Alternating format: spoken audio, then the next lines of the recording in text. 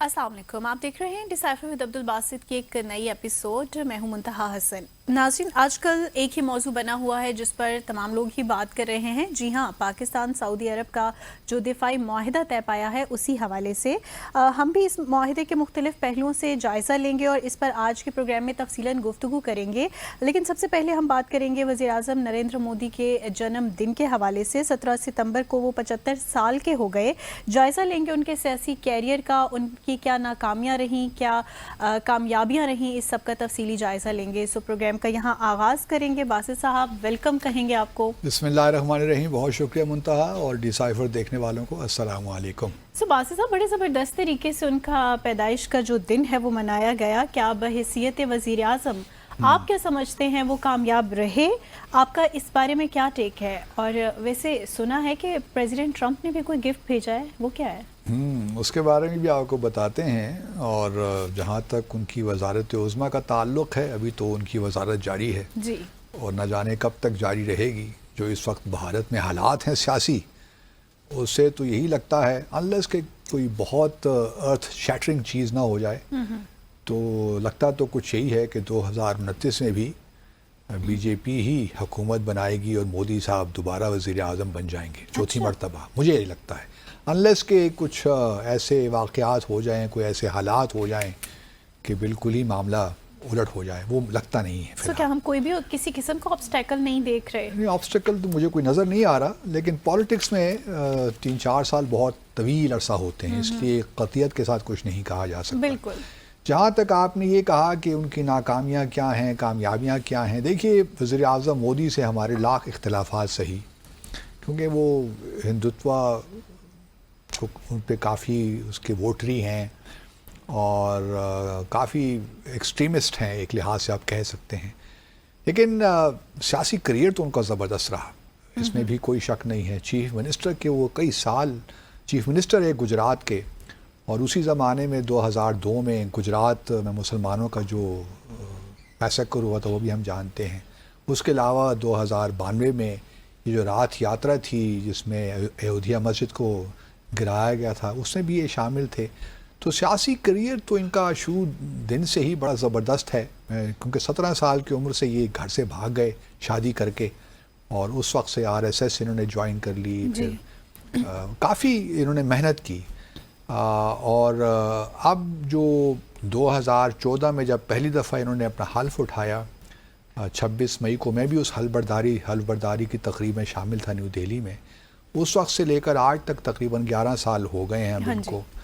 तो जहाँ बड़े ज़बरदस्त तरीके से सालगिरह मनाई जा रही है, अखबारों में बड़ी बड़ी तस्वीर 17 सितंबर को थी, और मैसेजेस, वीडियो मैसेजेस आ रहे हैं, बॉलीवुड के स्टार्स मुबारकबाद दे रहे हैं, दुनिया भर से बहुत से रहनुमाओं ने भी वीडियो मैसेजेस दिए मुबारकबाद के।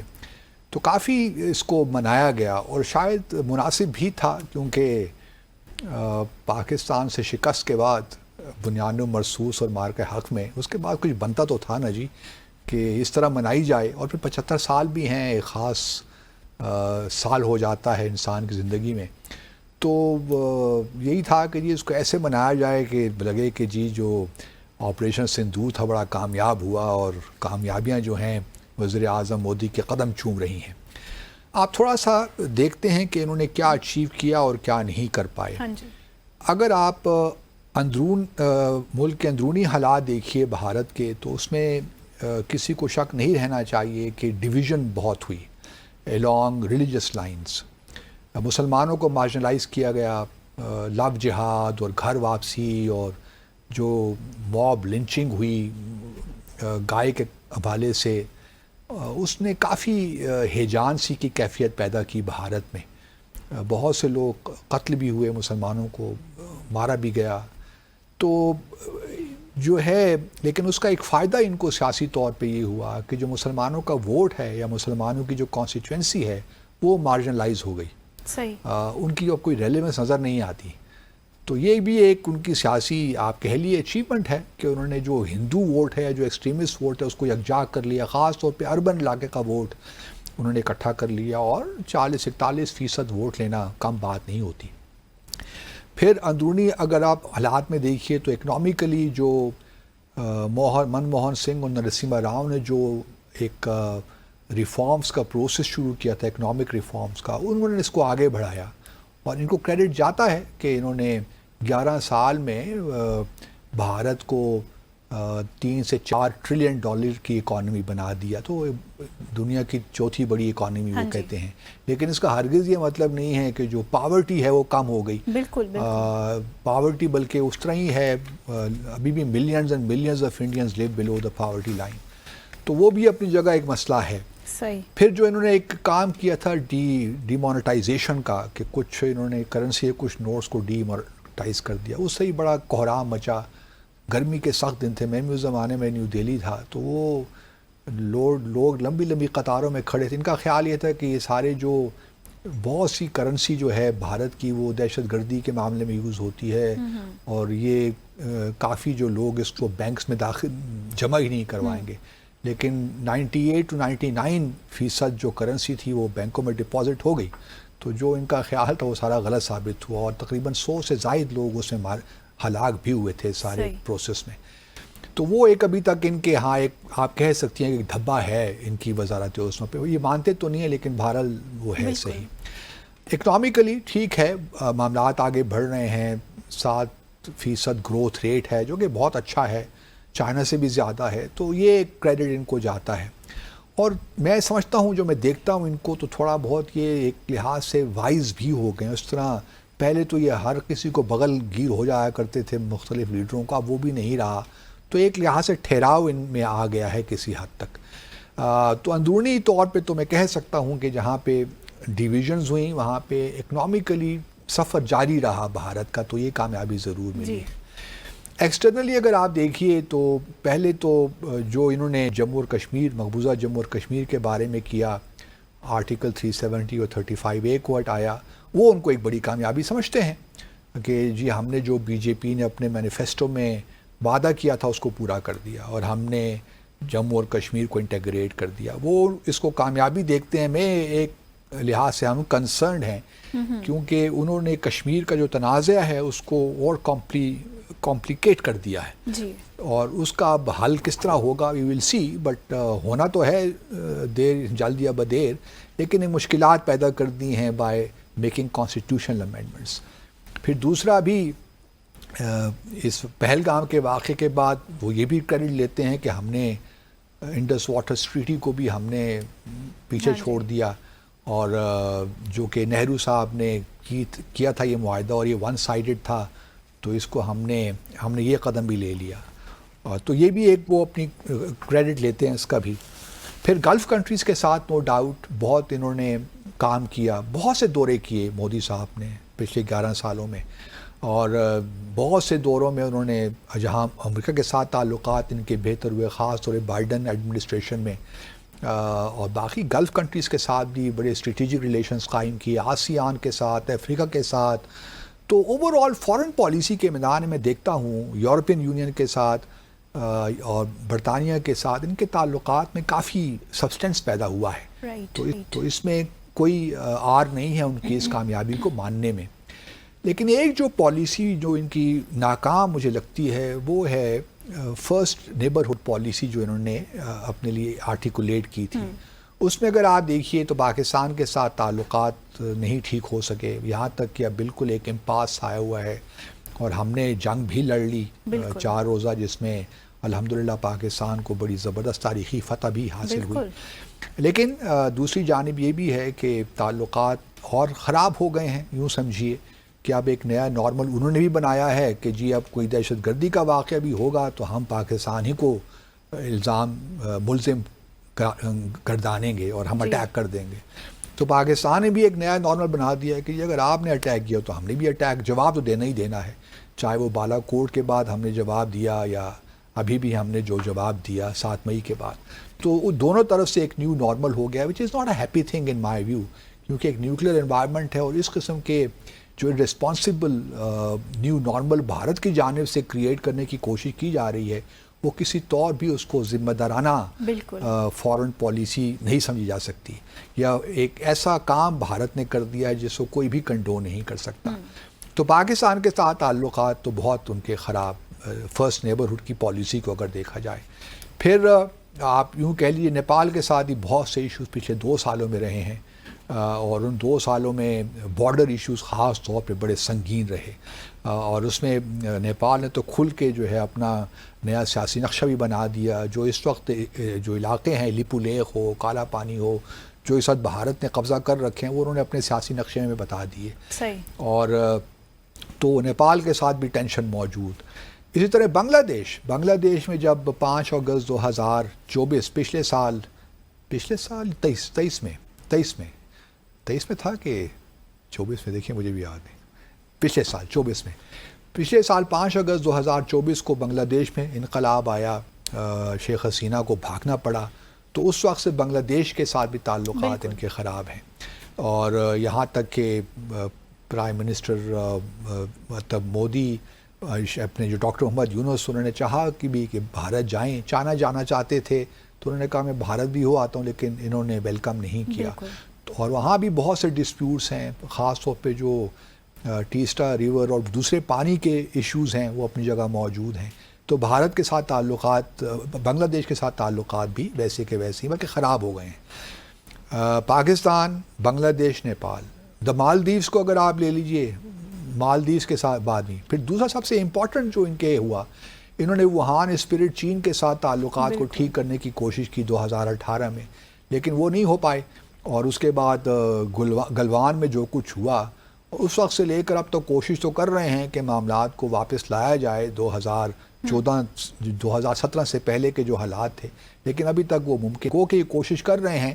ابھی شنگھائی کوآپریشن آرگنائزیشن کے مارجن سے میٹنگ بھی ان کی ہوئی پریزیڈنٹ شی کے ساتھ، لیکن دوسری جانب مسائل تو ہیں. پھر امریکہ کے ساتھ ٹرمپ کے آنے کے بعد جو تعلقات کی نوعیت وہ بھی ہم سب جانتے ہیں. میرے خیال میں امریکہ والا جو معاملہ ہے وہ ٹیمپرری ہے، وہ ٹھیک ہو جائے گا، لیکن اصل معاملہ پاکستان اور چین کا ہے، وہ ابھی وقت لگے گا اس کو ٹھیک ہونے میں.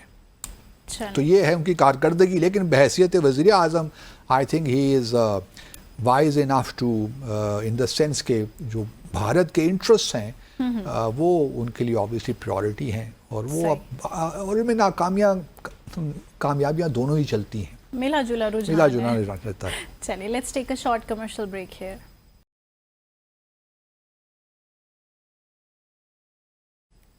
Welcome back after the break.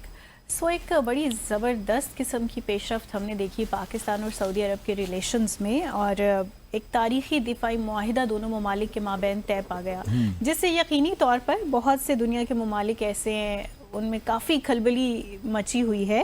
سو مجھے آپ سے یہ جاننا ہے باسط صاحب کہ اس دفاعی معاہدے کی ضرورت کیوں آ کر پڑی ہمیں، اور یہ دفاعی معاہدہ کس کے خلاف ہے، اور اس پر عمل درآمد کیسے ہوگا، جو سب سے انٹرسٹنگ چیز ہونے جا رہی ہے. سارے بڑے اہم سوالات ہیں. اور یہ جو اسٹریٹجک میوچل ڈیفنس ایگریمنٹ ہے جو 17 ستمبر کا ہوا، تو یہ ہماری اور سعودی عرب کی جانب سے مودی صاحب کے لیے اور بن نتن یاہو صاحب کے لیے تحفہ ہے.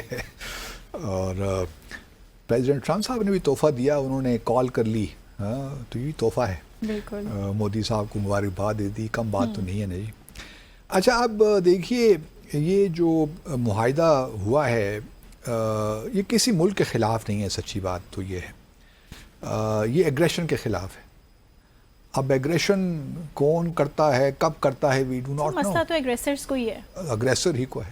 ہمارا تو جو سارا دفاعی ڈاکٹرن ہے وہ ڈیفینسو ہی ہے. پاکستان کا اپنا بھی اگر آپ ڈاکٹرن دیکھیں تو اس میں کہیں ایگریشن نہیں ہے، ہم نے اپنے ڈیفینس کے لیے رکھا ہوا ہے. اگر بھارت کبھی ہم پہ اٹیک کرتا ہے تو ہم جوابی کارروائی کرتے ہیں اور اپنے انٹرسٹ کو پروٹیکٹ کرتے ہیں. جی بالکل. تو اس کا سارا جو آپ کہہ لیجئے جو مقصد ہے، اصل مقصد وہ ڈیٹرنس کریٹ کرنا ہے. پاکستان کو تو دیکھیے کوئی ضرورت ایسا نہیں تھی اس کی. ہم تو بنیاد و مرصوص میں ہم نے دکھا دیا کہ ہم دنیا کی مدد کے بغیر بھی بھارت کو ناکو چنے چبوا سکتے ہیں اور شکست دے سکتے ہیں. تو جہاں تک سعودی عرب کا تعلق ہے، آبویسلی وہاں پہ ویسٹ ایشیا میں سیریس ایشوز ہیں، اور خاص طور پہ جس طریقے سے اسرائیل نے دوحہ پہ حملہ کیا، بالکل اس کے بعد تو ویسٹ ایشیا بالکل آپ کہہ سکتے ہیں کہ لرز سا گیا ہے. کہ اتنے جہاز اور اتنے امریکی بیسز وہاں پہ اور F-35 اور پیٹریاٹ اور پتہ نہیں کون کون سے سسٹمز نہ صرف سعودی عرب میں بلکہ قطر میں اور باقی جگہوں پہ بھی، اور اسرائیل آتا ہے حملہ کر کے چلا جاتا ہے، ہاں جی، اور اس پہ کوئی ریئیکشن بھی پھر نہیں آتا یہ الگ بات ہے کیونکہ کیپیسٹی نہیں ہے نا، اور سب کچھ امریکہ کے کنٹرول میں ہے۔ تو یہی امیجیٹ آپ تو یہ کہہ سکتے ہیں کیونکہ یہ 9 تاریخ کو یہ واقعہ ہوتا ہے اور 17 ستمبر کو ہم یہ معاہدہ کر لیتے ہیں، لیکن یہ معاہدے اتنی جلدی ہوتے نہیں ہیں، سچی بات تو یہ ہے، اس میں وقت لگتا ہے، اس میں ہر شق کو بڑے قریب سے دیکھنا پڑتا ہے، غور طلب چیزیں ہوتی ہیں۔ اور ہم نے جو ایک کلیکٹیو سیکیورٹی انیشیٹو کا جب ذکر کیا تھا تو اس میں ہم نے یہی کہا تھا نا کہ نیٹو کا جو آرٹیکل 5 ہے وہی لایا جائے کہ ایک ملک پہ حملہ تمام ملکوں پہ حملہ تصور کیا جائے گا۔ تو یہی شک ہے ایکچولی جو کہ انہوں نے پبلک بھی کی ہے، کیونکہ آپ نے اور میں نے تو ایگریمنٹ دیکھا نہیں ہے کہ اس میں اصل پروویژنز ہیں کیا، لیکن جو آپریٹو اس میں کلاز ہے بس وہ یہی ہے کہ اگر سعودی عرب پہ حملہ ہوگا تو وہ پاکستان اس پہ اپنا حملہ تصور کرے گا، اگر پاکستان پہ حملہ ہوتا ہے تو سعودی عرب اس کو اپنے اوپر حملہ تصور کرے گا۔ اب پاکستان پہ حملہ کون کر سکتا ہے؟ پاکستان پہ دیکھیے حملہ تو بھارت ہی کر سکتا ہے، اور تو کسی کی جرت نہیں ہے۔ پاکستان اسرائیل کی کسی حد تک ہے، وہ بھارت کے ساتھ مل کر شرارتیں تو کرتا رہتا ہے، لیکن یہ ہے کہ ہم پہ اگر براہ راست تو حملہ کرے گا اسرائیل تو پھر اس کو پتہ ہے کہ پاکستان سے جواب کیا آئے گا۔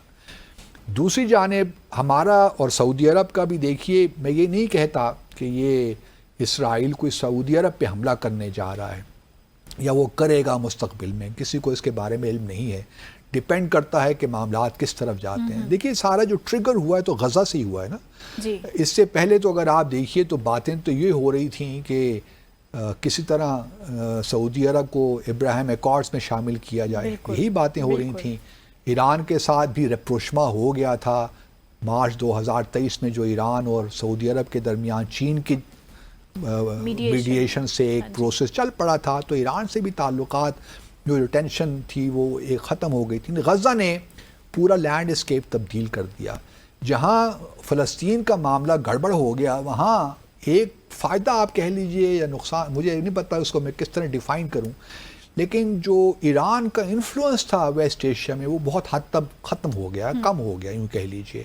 حزب اللہ ویک ہو گیا لیبنان میں، سیریا سے بشر الاسد چلے گئے، لیبنان میں بھی جو ہے اپنا سیریا سے چلے گئے، اور پھر یمن میں ہوتیز تو بھی ہیں، لیکن ایران کے ساتھ جو لڑائی ہوئی اس سے بھی ایران کافی ویکن تو ہوا نا، پھر حماس بھی ختم ہو گیا نا ملیٹریلی اسپیکنگ۔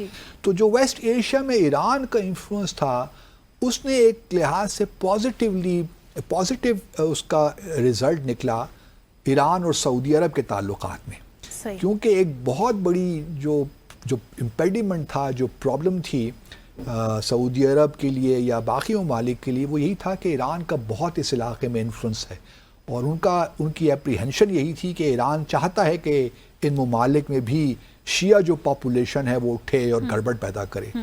تو اب ایران میرا نہیں خیال کہ اس پوزیشن میں ہے کہ وہ سعودی عرب پر حملہ کرے، یا پہلے بھی اس کے کوئی شاید ایسے ارادے نہیں تھے، ہوتیز کو ضرور استعمال کیا، لیکن یمن میں بھی میں سمجھتا ہوں کہ اب ایران کی جو کمزوری کے بعد شاید ہوتیز اب ڈائریکٹ سعودی عرب پہ حملہ نہ کریں۔ تو اس لیے میں اس کو ایسا نہیں دیکھتا کہ کسی ملک کے خلاف، ایسا میں نے پہلے کہا کہ ایک ایگریشن کے خلاف ہے۔ اب ہم نے ایک ڈیٹرنس بلڈ کرنا ہے۔ یہ سارا جو پیکٹ ہے نا، یہ کوئی ایسا نہیں ہے کہ ہم کسی ایگریشن کو انتظار کر رہے ہیں اس کا جواب دے رہے ہیں۔ یہ سارا جو پیکٹ ہے یہ ڈیٹرنس اسٹیبلش کرنے کے لیے ہے کہ کسی کو جرات ہی نہ ہو حملہ کرنے کی، چاہے وہ پاکستان ہو یا بھارت ہو۔ تو جو آپ نے کہا کہ عمل درآمد کس طرح ہوگا، یہ امپورٹنٹ چیز ہے۔ یہ ساری چیزیں فائن ڈیٹیلز میں آتی ہیں، جو کہ پاکستان اور سعودی عرب کے درمیان پہلے بھی دفاعی کوآپریشن تو ہمارا رہا ہے، بلکہ 20,000 ٹرپس ہمارے سعودی عرب میں رہے ہیں، اور ہماری ٹریننگ بھی ہوتی ہیں، ملٹری ایکسرسائزز بھی ہوتی ہیں، اور یہ سارا کام بھارت کے ساتھ بھی ہوتا ہے بائی دا وے۔ بھارت کے ساتھ بھی دیکھیے نا، سعودی عرب کے اس وقت تقریباً $43 بلین کا ٹریڈ ہے، تو ڈیفنس کوآپریشن تو ہمارا ہے، لیکن جو ایک یہ شک ہے آرٹیکل 5 والی جو بھی ہے نیٹو والی طرز کی، وہ ساری اصل کہانی وہی ہے، اور اسی سے ہی لوگوں کو پریشانی ہے کہ یہ آفٹر آل یہ ہو کس طرح گیا۔ اب سعودی عرب نے، بھارت نے، جو میری کچھ اطلاعات ہیں، یہ بھارت پہ پریشر بلڈ کرنے کی کوشش کی ہے کہ جی یہ تو آپ نے کل کو ہم اگر بھارت پاکستان پہ کرتے ہیں جو ہمارا نیو نارمل ہے، تو آپ کیا پاکستان کے ساتھ کھڑے ہوں گے؟ تو یہ تو آپ نے بہت کام عجیب کر دیا، آپ کے ساتھ تو ہمارے اتنے گہرے تعلقات ہیں، جی تو آپ کوئی ایسی اسٹیٹمنٹ ایشو کریں جس میں آپ یہ کہیں کہ یہ جو معاملہ ہے بھارت کے ساتھ ہمارے تعلقات جو ہیں وہ بڑے زبردست ہیں، گہرے ہیں، تاریخی ہیں، تو بھارت کے خلاف یہ ایگریمنٹ نہیں ہے، اس قسم کی along these lines آپ کوئی ایگریمنٹ، ایک اسٹیٹمنٹ ایشو کریں۔ جہاں تک میری معلومات ہیں سعودی عرب نے صاف صاف انکار کر دیا، انہوں نے کہا کہ جی اگر ہم یہ اسٹیٹمنٹ ایشو کریں گے تو یہ تو پھر جو ایک پورا جو معاہدہ ہے وہی دھڑام سے نیچے آ کر گر جائے گا، انریول آ جائے گی، پھر تو آپ پاکستان بھی کچھ ڈیمانڈ کر پھر تو سکتا ہے، کوالیفائرز لگا ہاں دیں گے جی، نا۔ یہاں تو بات ہو رہی ہے کہ بس بالکل اکراس دا بورڈ بالکل جو بھی اگریشن ہوگا تو اس قسم کے ہم کوالیفائرز یا کیویارز نہیں لگا سکتے، تو سعودی عرب نے بھارت کو پوری طرح انکار کر دیا۔ تو یہ ایک بڑی پازیٹیو ڈیولپمنٹ ہے کہ سعودی عرب کو بھی اس بات کا ادراک تو ہے کہ ان کے بھارت کے ساتھ تعلقات کیسے ہیں، اور پھر پاکستان اور بھارت کے کیا ایشوز ہیں، کیونکہ یہاں تو ہر وقت جنگ کا خطرہ رہتا ہے۔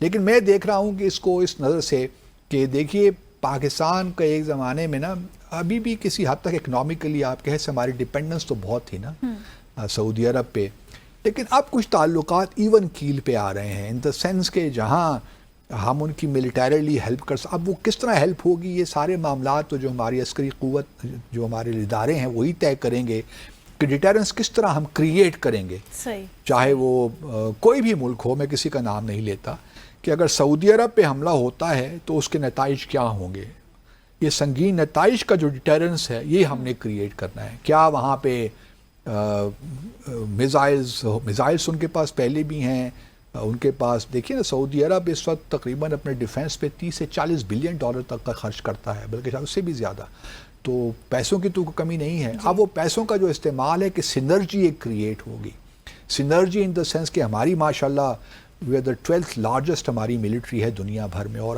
ہم نے اپنی کیپیبلٹیز کو بڑے صحیح طریقے سے ڈیمانسٹریٹ بھی دنیا بھر کو کر دیا ہے، اور ہم میں جو ایک جذبہ ہے اور مسلم امہ کے لیے خاص طور پہ جو جذبہ ہے وہ اپنی جگہ موجود ہے۔ تو یہ جو ایک ملاپ ہوگا نا ان کی اکنامک پروگریس کا، یا ان کی اکنامک جو ان کے پاس ایک اسپیس ہے فائنینشیل، اور ہماری جو عسکری کیپیبلٹیز ہیں وہ سارا کام کریں گی۔ اگر کہیں کہیں ہمارے لیے فائنینشیل مشکلات ہیں تو I am sure Saudi Arab would help us in the context of developing our defence, کیونکہ ہمارا دیکھیں 8 سے 9 ارب جو ہے ڈیفینس بجٹ ہے، اور یقیناً ہمارے ہاں بھی کچھ پرابلمز ہیں بنیان و مرصوص میں، کہیں کہیں ہمارے گیپس بھی ہیں جو کہ ہم نے آگے پر کرنے ہیں، اور تو یہ دونوں طرف سے ایک سینرجی کریٹ ہونے جا رہی ہے، تو مجھے اس بات میں بڑی خوشی ہے۔ باقی کس کے خلاف ہے، کون کرے گا اٹیک، یہ انشاءاللہ ہوگا ہی نہیں، آئی ایم شیور، کیونکہ ہمارا ڈیٹرنس اتنا کریڈیبل ہوگا کہ کسی کو ہمت نہیں ہوگی کہ وہ سعودی عرب پہ حملہ کرے یا پاکستان پر حملہ کرے۔ پاکستان کا الحمدللہ جہاں تک بھارت کا تعلق ہے ہم نے ڈیٹرنس تو اسٹیبلش کیا ہوا ہے، اس لیے بھارت بھی بڑے میجرڈ طریقے سے تھوڑی بہت کارروائی کر کے بھاگ جاتا ہے، اور پھر فوری طور پہ امریکہ سے ریکویسٹ کرتا ہے کہ سیز فائر کروائیں۔ ان کو بھی معلوم ہے کہ ایسکلیشن کو افورڈ نہیں کر سکتے، تو لیٹس ہوپ کہ ہم ڈیٹرنس جو ہے نا وہ اس کو کریڈیبل، اس کو اسٹیبلش اور کریڈیبلی اسٹیبلش کرنے میں کامیاب ہو جاتے ہیں۔ Let's hope for the best. لیکن مجھے اس بارے میں اور بھی بہت کچھ جاننا ہے باسط صاحب، یہاں لیں گے مختصر سا وقفہ، بریک کے بعد واپس آئیں گے اور جانیں گے مزید بھی باسط صاحب سے۔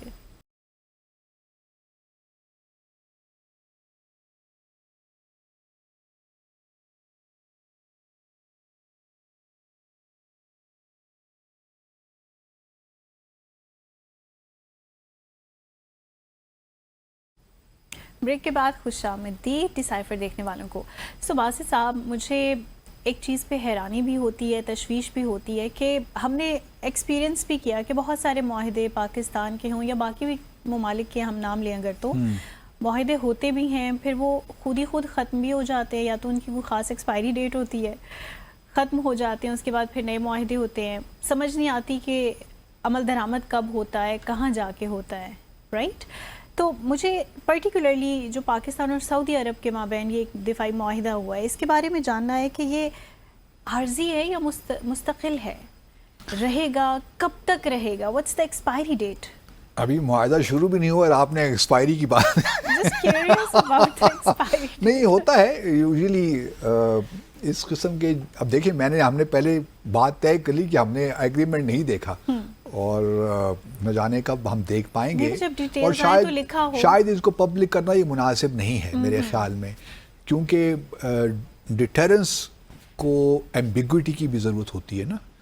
تو اس کچھ چیزوں کو ایمبیگوس رکھا جائے تو وہ بہتر ہوتا ہے. تو بہت سی ایسی فائن ڈیٹیلز ہوں گی اس معاہدے میں جو کہ پبلک نہیں کی جائیں گی اور نہ کرنی چاہیے میرے خیال میں. ان کو بس دونوں ممالک کے درمیان ہی رہنا چاہیے. اچھا، اب یہ میں اس پہ آتا ہوں کہ یہ کتنا معاہدہ کب ایکسپائر ہوگا، ہو سکتا ہے، نہیں ہو سکتا، اور بھی بہت سوالات ہیں. مثال کے طور پر لوگ یہ بھی، بھارت کا میڈیا اگر آپ دیکھیے تو یہ بھی کلیم کر رہے ہیں کہ جی اب پاکستان نے تو واقعی اسلامک بام بنایا تھا تو یہ نیوکلیر امبریلا جو ہے یہ دنیا، اسلامی دنیا تک چلی گئی، اور یہ بہت سے ممالک اس میں شامل ہو سکتے ہیں. بہت سے لوگ بہت سے کامنٹس دے رہے ہیں. کچھ کہہ رہے ہیں تو نام لے ڈالے کہ یہ تو ہے ہی دو ممالک کے خلاف، ایک تو ہم اور دوسرا اسرائیل، تو اور امریکہ کے خلاف بھی ہے، یہ بھی یورپ کے خلاف بھی ہے، پتہ نہیں کیا ہو گیا ہے. تو ایسی بھی کوئی بات نہیں ہے. ہمارے سب دنیا کے ساتھ تعلقات اچھے ہیں. اسرائیل اور انڈیا دو ایک آڈ کنٹریز ہیں. بدقسمتی کے ساتھ کیا کیا جائے، ایک طرف فلسطین کا ایشو ہے، دوسری طرف جموں اور کشمیر کا تنازع ہے. تو یہ اسی وجہ سے سارے پرابلمز ہیں. مسئلہ تو ایگریسرز کو ہی ہے. ایگریسرز کو ہے. اچھا، اب جو ہے یہ اس کے دو تین پہلوؤں پہ بات کر لیتے ہیں. ایک تو دیکھیے کب ختم ہوگا، وی ڈو ناٹ نو. کچھ معاہدے ایسے ہوتے ہیں جن میں ڈیٹ دی جاتی ہے. مثال کے طور پر نیوکلیئر نان پرولیفریشن ٹریٹی تھی، جب 1970 میں یہ افیکٹو ہوئی تو اس وقت 25 سال کے لیے اس کو کہا گیا تھا کہ 25 سال کے لیے ہوگی یہ. لیکن 1995 میں جب 25 سال پورے ہو گئے اور ایک بڑی کانفرنس ہوئی تو اس میں پھر فیصلہ کیا گیا کہ اس کو پرماننٹ ٹریٹی بنا دیتے ہیں. تو اس قسم کی چیزیں ہوتی. اچھا، وہ تو چونکہ ایک انٹرنیشنل ٹریٹی تھی، ملٹی لیٹرل، یہ ایک بائی لیٹرل سیٹ اپ ہے. اب دیکھیے ضرورت کب تک رہتی ہے اس کی، ڈپینڈ تو یہ کرتا ہے نا، کیا فلسطین کا مسئلہ حل ہو جاتا ہے، فلسطین کا مسئلہ حل ہو جاتا ہے، فلسطینی ریاست بن جاتی ہے، سعودی عرب اسرائیل کو تسلیم کر لیتا ہے، سب اچھا ہو جاتا ہے، تو پھر شاید اس کی ضرورت سعودی عرب کو نہ رہے. کوئی ایسی پروویژن ہو اس کے اندر کہ جی 3 مہینے کا نوٹس دے کر اس کو ختم کر دیا جائے. اب ہمیں نہیں معلوم، کیونکہ جو زائنسٹ ڈیزائن ہے وہ تو لگتا نہیں ہے کہ فلسطین کی ریاست بننے جا رہی ہے. وہ تو گریٹر زائنسٹ اسٹیٹ کی بات ہو رہی ہے. تو اسی کانٹیکس میں یہ ڈیٹرنس کی ضرورت پڑ رہی ہے نا. اچھا، ہمارے ہاں بھی پچھلے 75 سالوں سے تو نہیں ہوا جموں اور کشمیر کا تنازع حل. اب اللہ جانے کب تک یہ ہوتا ہے. لیکن جس طرح میں نے پہلے عرض کیا کہ جہاں تک پاکستان کی دفاعی معاملات ہیں اس میں ہمیں ضرورت نہیں ہے کسی گارنٹی کی. ٹھیک ہے، ہم خود کیپیبل ہیں. اگر سعودی عرب کسی مقام پہ فلسطین کا معاملہ سالو ہو جاتا ہے تو شاید پھر اس نظام کی ضرورت نہ رہے. لیکن اگر یہ دفاعی نظام چلتا رہتا ہے اور اس میں کچھ اور ممالک بھی شامل ہو جاتے ہیں تو شاید یہ پرماننٹ بھی ہو جائے. اس میں بھی، کیونکہ دیکھیے نا، نیٹو بنا تھا کولڈ وار کے زمانے میں 1945 میں، 49 میں آپ مجھے یاد کتنی دلاتی. تو اس کے بعد نیٹو بنا تھا سوویت یونین کے خلاف 49 میں. لیکن ہوا کیا، کولڈ وار ختم ہو گئی، سوویت یونین دنیا کے نقشے سے غائب ہو گیا. لیکن نیٹو نے اپنے لیے کچھ اور چیزیں نکال لیں. پہلے وہ دہشت گردی کے خلاف، پھر اب روس آ گیا. تو وہ نیٹو نے جسٹیفائی کر لیا اپنی کنٹینیوٹی. تو ہم نہیں چاہتے، میں یہ نہیں کہہ رہا کہ کچھ معاملات اسرائیل کے، اگر فلسطینی ریاست خدا کرے بن جائے، جموں اور کشمیر کا تنازع بھی حل ہو جائے تو کچھ اور مسائل نکل آئیں گے جو جسٹیفائی کریں گے یہ کنٹینیو رکھا جائے اس ارینجمنٹ کو. لیکن یہ ڈیپینڈ کرتا ہے کہ آیا یہ بائی لیٹرل رہتی ہے یا اس میں کچھ مزید ایکسپینشن ہوتی ہے. میری اپنی بڑی خواہش ہے، آپ مجھ سے اگر پوچھیں تو میری دلی خواہش ہے کہ کسی اسٹیج پہ، ناٹ ناؤ، ابھی تو چونکہ نیسنٹ اسٹیج ہے، بہت سی چیزیں ہیں جن کو ورک آؤٹ کرنا ہے کہ کس طرح معاملات آگے چلیں گے. جس طرح میں نے پہلے کہا کہ ڈیٹرنس کو کس طرح ڈیولپ کریں گے اور پھر کس طرح سسٹین کریں گے. لیکن میری بڑی خواہش ہے کہ بنگلہ دیش میں انتخابات کے بعد اگلے سال فروری میں کسی نہ کسی اسٹیج پہ، چاہے وہ 2 سال ہینس یا 5 ایئرز ہینس، کسی اسٹیج پہ بنگلہ دیش کو بھی اس میں شامل ہونا چاہیے. اور میں یہ اس لیے کہہ رہا ہوں کہ بنگلہ دیش پاکستان کا ہم ایک ساتھ رہے ہیں، ہم دوسرے کا حصہ تھے نا. بنگلہ دیش ہی پاکستان تھا، اور بنگلہ دیش کے سیریس ایشوز بھی ہیں بھارت کے ساتھ، ان کو بھی خطرات لاحق رہتے ہیں. تو بڑا اچھا ہوگا بنگلہ. اب کچھ لوگ کہہ رہے ہیں کہ جی باقی خلیجی ممالک بھی اس کا حصہ بنیں گے. میرا نہیں خیال، میں نہیں دیکھ رہا کہ باقی خلیجی ممالک، کیونکہ قطر کے بھی ایشوز ہیں، یو اے ای کے ساتھ بھی ہیں اور سعودی عرب کے ساتھ بھی ہیں. یو اے ای کی بھی ایشوز ہیں قطر کے ساتھ، یو اے ای کے ایشوز ہیں سعودی عرب کے ساتھ، اور یو اے ای بہت قریب ہے اسرائیل کے ساتھ. تو اس لیے تھوڑا سا پرابلم لگتا ہے. جو ممالک شامل ہو سکتے ہیں اس میں اوبیسلی سعودی عرب، تو اب ہم 2 تو آ گئے. اگر اس کو اب ڈیپینڈ کرتا ہے نا کہ سعودی عرب اور پاکستان کتنا اس کو ایکسپینڈ کرنا چاہتے ہیں. کچھ لوگ کہتے ہیں ترکیے اس میں شامل ہو سکتا ہے. ترکیے دیکھو اس وقت نیٹو کا ممبر ہے. نیٹو میں بھی آرٹیکل 5 والا جو معاملہ ہے وہ تو ہے، لیکن ترکیے بھی تھوڑا سا ایک آپ کہہ سکتی ہیں کہ تھوڑا سا ڈس اپوائنٹمنٹ تو ہے اس کو، کیونکہ F-35 ان کو ملنے تھے، لیکن ترکیے نے روس سے S-400 جو defence ballistic missile defence system ہے وہ خرید لیے، تو وہ امریکہ نے ان پہ پابندی لگا دی. تو ان کے تعلقات بھی ایک مسائل تو ہیں. تو شاید ترکیے کے لیے یہ ہو کہ وہ بھی جوائن کر لیں، لیکن پھر ایران بیچ میں رہ جاتا ہے. ایران کو بھی اوبیسلی کوئی کہیں نہ کہیں تشویش تو ہوگی، لیکن میرا خیال ہے کہ ایران کو یہ بھی ایک لحاظ سے اس بات کا احساس ہوگا کہ پاکستان اور سعودی عرب کے جو تعلقات ہیں کوئی آج کے نہیں ہیں، ہمیشہ سے ہی بڑے گہرے رہے ہیں، تاریخی تعلقات ہیں ہمارے. تو ٹھیک ہے، ایک نئی جوہت اس میں آ گئی ہے، شامل ہو گئی ہے، لیکن ایسا بھی نہیں ہے کہ ہم ایران جو ہے وہ سعودی عرب پہ، ہم نے پچھلے سیگمنٹ میں ڈسکس کیا، ایران کوئی حملہ کرنے جا رہا ہے سعودی عرب پہ. تو کوئی ایسی تشویش ایران کو بھی نہیں ہونی چاہیے. لیکن یہ ضرور ہے کہ اگر بنگلہ دیش کے الیکشنز ہو جاتے ہیں، نئی حکومت بنتی ہے، اور وہ کسی اسٹیج پہ یہ فیصلہ کرتے ہیں کہ جی ہمیں بھی اس کی ضرورت ہے، تو اس کو دیکھنا یہ ہے کہ کیا سعودی عرب اور پاکستان اس کو ایکوموڈیٹ کر سکتے ہیں کہ نہیں کر سکتے. باقی مسلمان دنیا، ملیشیا، انڈونیشیا، ان کو وہ چیلنجز نہیں ہیں. سچی بات ہے، وہ ٹھیک ہے ساؤتھ چائنا سی میں، ایسٹ چائنا سی میں پرابلمز رہتے ہیں اس علاقے میں، لیکن کوئی ڈائریکٹ تھریٹ نہیں ہے ایز سچ کہ ان کو اس الائنس کی ضرورت پڑے یا اس میں اس فولڈ میں آنے کی ضرورت پڑے. جو کنٹریز جن کو ویسٹ ایشیا کا جو علاقہ ہے اور ہمارا علاقہ ہے، کیا بنگلہ دیش کے علاوہ اور کوئی ملک ہو سکتا ہے؟ ترکیے مجھے نہیں لگتا، chances are very slim. Qatar کا بھی chances are very slim. Kuwait, Bahrain تو آلریڈی ابراہیم اکارڈز کا حصہ ہے. عمان مجھے نہیں لگتا کہ عمان بھی آئے گا، کیونکہ عمان بڑا ٹریڈ ویری کیئرفلی، اور ان کو بھی کوئی ڈائریکٹ کوئی تھریٹ نہیں ہے. ایران کے ساتھ بھی انہوں نے اپنے تعلقات کو ٹھیک رکھا ہوا ہے، اور سعودی عرب کے ساتھ بھی، اور امریکہ کے ساتھ بھی. بلکہ جو ایران کے ساتھ نیوکلیئر ٹاکس ہوئیں امریکہ اور ایران کے درمیان جون کے واقع لڑائی سے پہلے، وہ عمان ہی میڈییٹ کیا ان کو. تو عمان کو بھی اس طرح کوئی خطرات نہیں ہیں. اور چونکہ یہ سارا معاملہ قطر کا، دوحہ کا، تو دیکھیے نا اس لیے شروع ہوا میرے خیال میں کیونکہ اسرائیل اور بن نیتن یاہو کی حکومت چاہتی ہی نہیں ہے کہ حماس کے ساتھ مذاکرات ہوں. بالکل وہ ان مذاکرات کو سیبوتاژ انہوں نے کیا ہے، اور وہ چاہتے یہی تھے، اور انہوں نے اپنا مقصد حاصل کر لیا. بلکہ اب جو اسموترچ ہیں، جو ان کے فائنانس منسٹر اسرائیل کے، وہ کل پرسوں ایک انٹرویو میں یہی کہہ رہے تھے کہ یہ جو غزہ اب انہوں نے آپریشن شروع کر دیا نا وہاں پہ، لینڈ آپریشن، کہ جی ہم یہ بڑا پوٹینشیل ریئل اسٹیٹ بونینزا ہے. بونینزا کا لفظ استعمال کیا، مطلب کہ یہاں پہ ہم اب جو ٹرمپ صاحب نے سوچا تھا کہ ریویرا بنائیں گے یہاں پہ، تو وہ بننے جا رہا ہے اب یہاں پہ. تو وہ تو اپنے ان کے عزائم یہی ہیں، کیونکہ بن نیتن یاہو اندرونی اعتبار سے مقدمات ہیں، وہ اپنا پولیٹیکل کیریئر کو بچانا چاہتے ہیں. وہ سارا اسی لیے کر رہے ہیں کہ کوئی مذاکرات، ہاسٹیجز ہی بھاڑ میں جائیں، ان کو کوئی ان سے سروکار نہیں ہے. ان کو اپنا پولیٹیکل کیریئر چاہیے، اور گریٹر جو زائنسٹ ایجنڈا ہے اس پہ آگے بڑھنا ہے. تو اس وجہ سے یہ دوحہ پہ حملہ ہوا. حالانکہ قطر کے ساتھ کوئی ایسے تعلقات کی نوعیت تو ٹھیک ہی ہے اوور آل. ٹھیک ہے، قطر ابراہیم اکارڈز کا حصہ نہیں ہے، لیکن اس سے ایک نقصان ضرور ہوئی سارے معاملے سے ہوا کہ جو ابراہیم ایکارڈز کی ایک تھا وہ ختم ہو گیا. اب اگلے 3-4 سالوں میں کیا ہوتا ہے، یہ جو ہمارا دفاعی معاہدہ ہے کس طرح آگے بڑھتا ہے، کس طرح اس پہ عمل درآمد ہوتا ہے، یہ چیزیں اب میٹر کریں گی.